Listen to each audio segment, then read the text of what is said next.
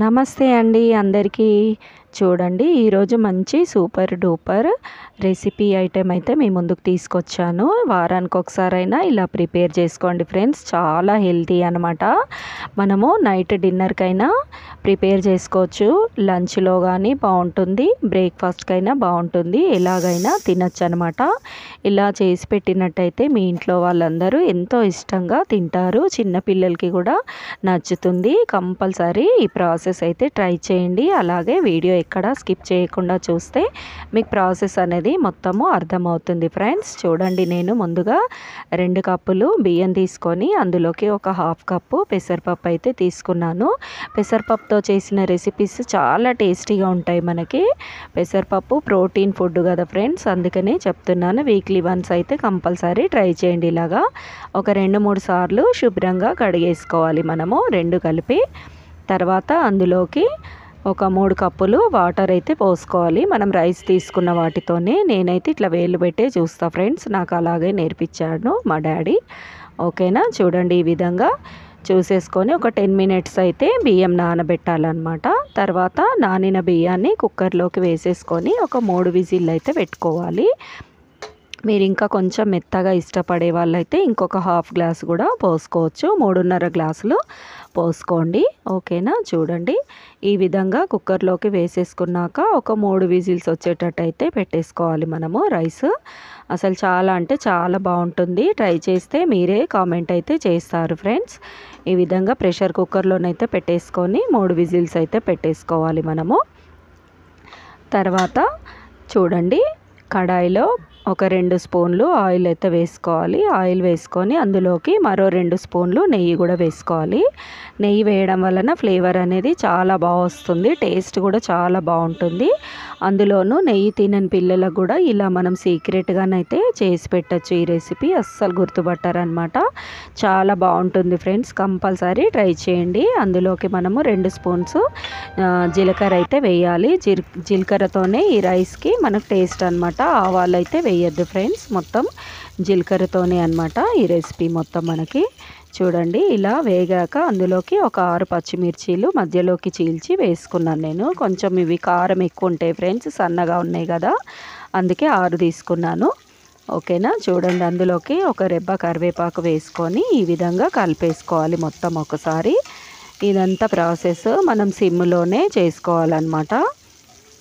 ఇలా కొంచెం పచ్చిమిరపకాయలు వేగే వరకు అయితే మనము జాగ్రత్తగా ఉండాలి ఫ్రెండ్స్. అవి పైకి లేస్తూ ఉంటాయి కదా, అందుకనే కలుపుతూ ఉండాలన్నమాట. ఈ విధంగా చూడండి, కొంచెము ఈ తాలింపు అంతా వేగాక అందులోకి మనము కట్ చేసుకొని పెట్టుకున్న టొమాటోస్ అయితే వేసుకోవాలి. నేను 3 చిన్న సైజు టొమాటోలు అయితే వేసుకున్నాను. లోకల్ టమాటా అంటారు కదా ఫ్రెండ్స్, అదైతే టేస్ట్ అవుతుంది ఈ రెసిపీ. హైబ్రిడ్ అంతా మనకి రుచి ఉండదు. ఓకేనా, ఈ టమాటా వలన ఈ రైస్కి కొంచెం పుల్లదనం కూడా వస్తుంది. అండ్ అలాగే ఒక 2 స్పూన్లు ఉప్పు వేసుకొని ఒక గుప్పెడు కొత్తిమీర అయితే వేసేసుకోవాలి. ఈ తాలింపులోకి వేసేసుకొని తాలింపు కొంచెము ఇలా వేగాక మనం స్టవ్ ఆఫ్ చేసేసుకోవాలి. కొత్తిమీర వేసాక ఎక్కువసేపు పెట్టద్దు ఫ్రెండ్స్. తర్వాత తాలింపు అంతా మన రైస్లోకి అయితే యాడ్ చేసుకోవాలి. కుక్కర్లో ఉన్న రైస్కి యాడ్ చేసుకొని మొత్తం ఈవెన్గా కలిసేటట్టు అయితే కలిపేసుకోవాలన్నమాట మనము.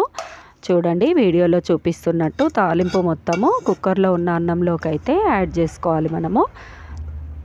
చాలా బాగుంటుంది ఫ్రెండ్స్ ఈ రైస్. ఇలా కంపల్సరీ ట్రై చేయండి. ఇది వింటర్ స్పెషల్ అని కూడా చెప్పొచ్చు మనము. ఓకేనా, వేడి వేడిగా మీకు ఎప్పుడు తినాలనిపించినా ఇలా అయితే చేసేసుకోండి, ప్రిపేర్ చేసుకోండి.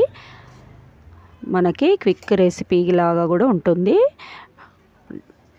డిన్నర్ రెసిపీ కూడా చేసేసుకోవచ్చు అనమాట. కర్రీస్ చేయాలని మనకి ఎప్పుడైనా ప్రాబ్లం అయినప్పుడు ఇలా 2 in 1 రెసిపీగా కూడా చేసేసుకోవచ్చు. కర్రీ కమ్ రైస్ అని కూడా చెప్పచ్చు ఫ్రెండ్స్. 2 ఒకే దగ్గర అయితే ప్రిపేర్ చేసుకోవాలి. ఈ విధంగా ఒక 1 మినిట్ అయితే బాగా కలుపుకోవాలన్నమాట. మనం వేసిన తాలింపు మొత్తము రైస్కి పట్టుకునే విధంగా ఇట్లా కలిపేసుకోవాలి. చూడండి, ఇదైతే చిన్న పిల్లల దగ్గర నుంచి పెద్దవాళ్ళ వరకు ఎవరికైనా ఇష్టపడతారు ఫ్రెండ్స్. అది కాక ఒక్క మెతుకు కూడా మిగిలించకుండా మొత్తం తినేస్తారనమాట. లాస్ట్లో ఒక 2 స్పూన్లు మిరియాల పొడి అయితే వేసుకోవాలి. టేస్టీ టొమాటో పెప్పర్ రైస్ అయితే మీరు కూడా కంపల్సరీ ట్రై చేసి ఎలా వచ్చిందో కామెంట్ అయితే చేయండి ఫ్రెండ్స్. అది కాక మనము ఇట్లా ట్రావెల్ రెసిపీ అని కూడా చెప్పచ్చు. మనం ప్రయాణాలలో కూడా ఇట్లా చేసుకొని వెళ్ళిపోవచ్చు అనమాట. మనకి ఎక్కువ టైం ఉండదు కదా ప్రయాణాలు చేసినప్పుడు.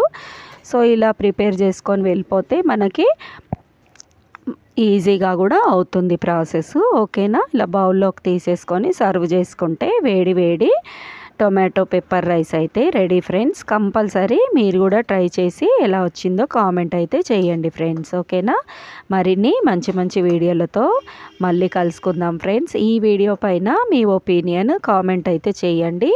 ఛానల్ కూడా సబ్స్క్రైబ్ చేయండి ఫ్రెండ్స్. అండ్ అలాగే ఈ వీడియో మీ ఫ్రెండ్స్కి కానీ ఫ్యామిలీ మెంబర్స్కి కానీ షేర్ చేయండి ఫ్రెండ్స్. ఓకేనా, చూడండి మన్సూన్ స్పెషల్ అయితే ఈ విధంగా రెడీ చేశాను నేను.